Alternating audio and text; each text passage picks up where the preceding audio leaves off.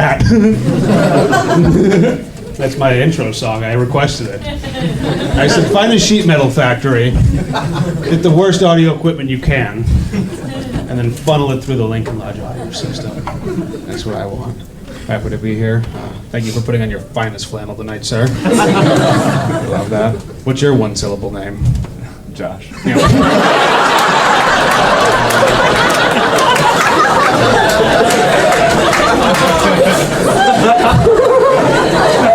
Good for you, Josh. The doctor's brother. So I'm referring to you from now on. What if there was a medical emergency? Would you go, my brother's a doctor? Get the fuck out of the way.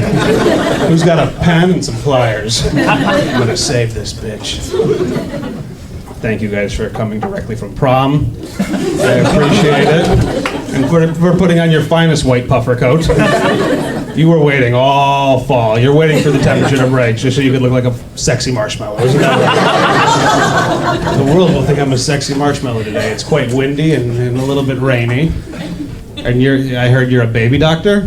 Is that the correct term? What I meant by that is that I'm only 6 months a doctor, so I'm a little doctor. I'm still figuring the shit out. So you went over 10 years of schooling, residency, and you're 6 months into being a doctor, and you chose to communicate that to all of us as saying you are a baby doctor. When in fact, you must know that there are baby doctors out there. I know I don't have the degrees you do, but I believe we call them pediatricians. That's gotta get confusing. Just in the hospital, somebody comes running in. We have an emergency! We have an emergency! He goes, I'm a baby doctor. Come on in. That's exactly who we're looking for. And bring Josh. We're gonna need that flannel. We're gonna need that flannel. Wow, man, I'm happy to be here. It is cold out. I'm glad you wore your coat. You can take it off now. We have heat in here. It's nice. Looking for also, I want to make fun of this lady with crutches over there. That seems too risky.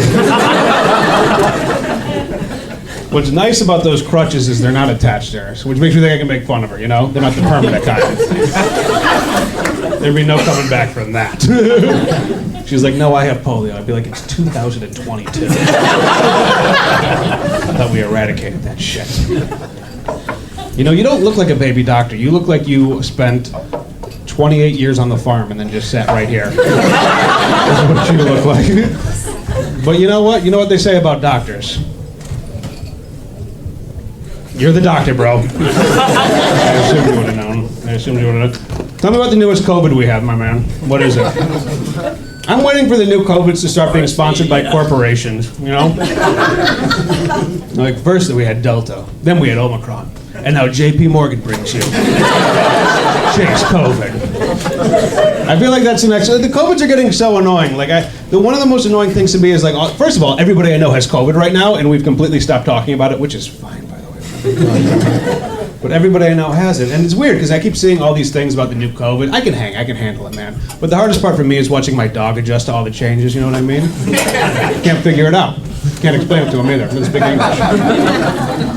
But I watch him adjust. Like during the pandemic, my dog, he started to notice the mask. He'd see me get the mask. I put on my shoes. We go outside. I get the mask. I put on my shoes. We get the leash. We go outside. And when he saw the mask, he would start to get excited. No, I just thought he thought the mask meant it was time to go outside. That's why he got excited. Turns out I have a friend really good at training dogs. He came over, he observed us for a little while. He was like, no, Brad, you have it all wrong. The reason your dog gets so excited when he sees the mask isn't because he thinks it's time to go outside. The reason he gets so worked up is he thinks the mask is a violation of his constitutional rights.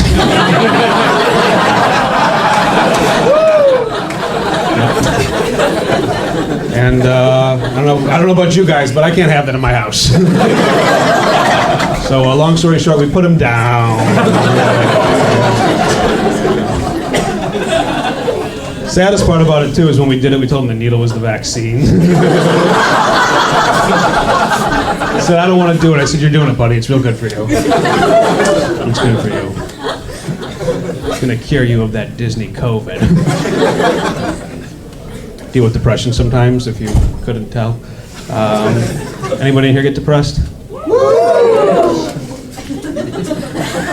A lot of you wooed, but this man right here with his arms folded. Response to whole dream. Yeah, he just held his hand up and looked at his feet. And he looks so... Somebody, give him a hug. I am worried about him. My God. The most annoying thing about being sad is people always try and give you shitty advice. They're like, hey, you know what you gotta do when you get sad? You gotta get fully dressed and shower, even on days you have nowhere to go. The fuck am I gonna be fully dressed in my house? Just wearing a button down on the couch at 9:30 at night watching Bones? Fucking kill myself. Oh, what am I doing? Oh, nothing. This is it. This is it. I did find one thing that works. Remember this, next time you get sad, it actually works. What you gotta do is you get a piece of paper and you write down a list of all your goals, right? For the day, the week, the month. You take that paper, you fold it in half, and you pour marijuana into the crease. That cures depression. If you feel really low, you just gotta get really fucking high till you can't remember your goddamn name anymore. They teach you that in medical school? All done. They taught Josh that when he bought his flannel. It was 2 for 1 and raw stress for less. And they said, hey, take this eighth of weed and cure your depression, my friend. You're gonna need it with all that flannel. I don't like legal weed. I know we're legal here in Chicago. We got legal like back in 2020. I'm not the biggest fan of legal. Like I go places where like we're legal here, and then I've been to like Louisiana where you can still get life in prison for a certain amount of marijuana. And you see how people like set up and like cultures develop around these kinds of laws and different opinions people have. Don't love legal weed. Like, I like the access, but I don't like the entitlement. You know what I mean? Like this whole younger generation only buying their weed at the store. No, thank you. I don't like that shit.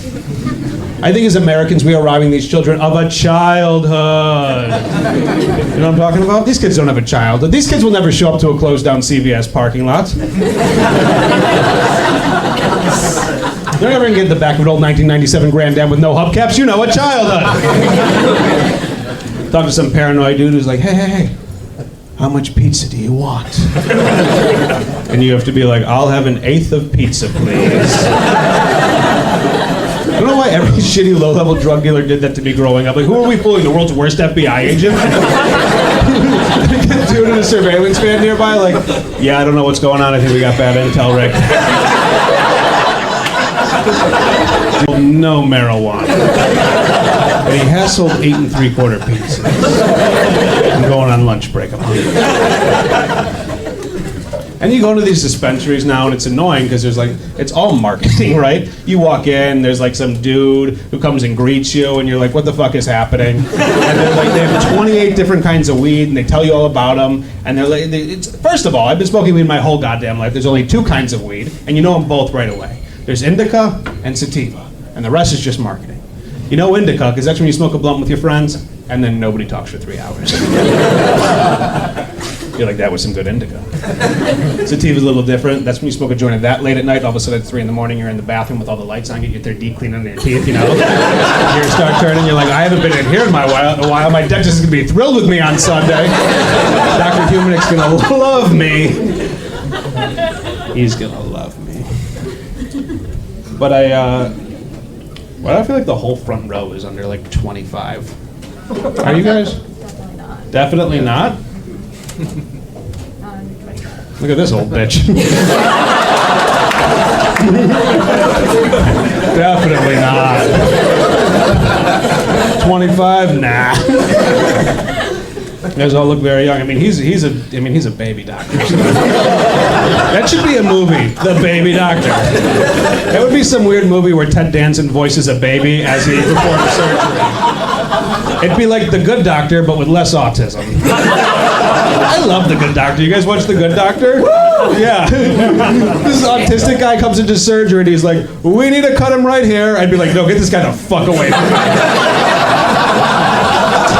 Get me my red crayon. I'd be like, bro, can we get that baby doctor back in here? And if Ted Danson's around, I'd like him to stand by and make me more comfortable. That'd be fun. I have a sister, she's younger, and like I was talking about how like people like who, younger kids can't hang because they don't have a childhood anymore because they buy their weed. My sister, she's only bought her weed at the store.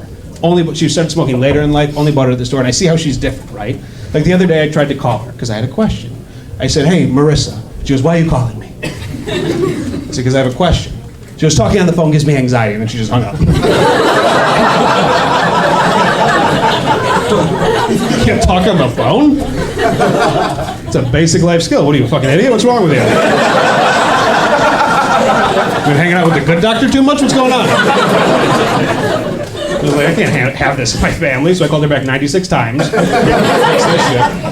But she was like, you just don't understand how hard things are. And she's explaining this to me as I'm driving, and I was like, things are just different. Things change. Just get used to it. I was like, for example, have you ever even like paid for a toll while you're driving? I'd been going through a toll at the same time I was having this conversation. She's like, what do you mean? I just go through the thing, it pays. I was like, yeah, but have you ever like put money in the thing? She's like, I don't know what you're talking about.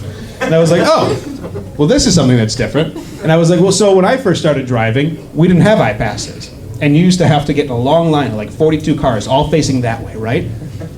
And you and your friends, you're all high as shit. And what do you have to do? You have to find 5 quarters.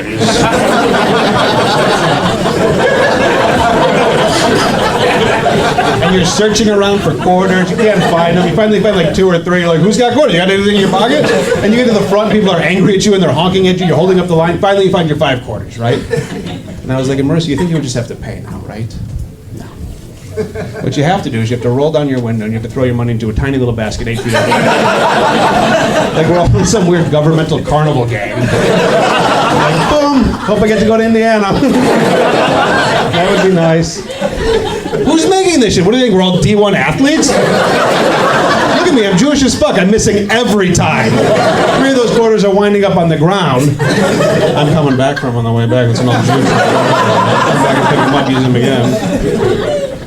But then your quarters fall on the ground, and then you're like, fuck, what do I do now? So you have to wait while some guy who recently got released from prison will walk up to your car. And he's like, hey man, what do you want to do? And you're like, I don't have any more quarters. He's like, I know. And you stand there, and finally he lets you through, right? He lets you through, but now there's traffic. So now 42 cars that were behind you are now with you in the traffic, and they're angry at you. They're like, there's that fucker. There's the black Corolla. There's that asshole. They're angry at you. They're giving you the finger. They're throwing coffee cups in the car. And I was like, Marissa, you don't like to talk on the phone? Basic life skill, you fucking idiot. She asked me to stop using her name, but fuck her, right? All right, you guys have been fun. Give it up for the baby doctor.